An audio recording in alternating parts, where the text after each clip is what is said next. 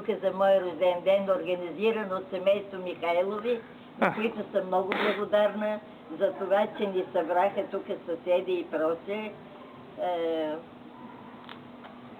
Пожелавам и на теб, и на тях, и на всички здраве и дълъг живот и толкова. Може да се качи догоре. Аз на никой не знам думата. Без мен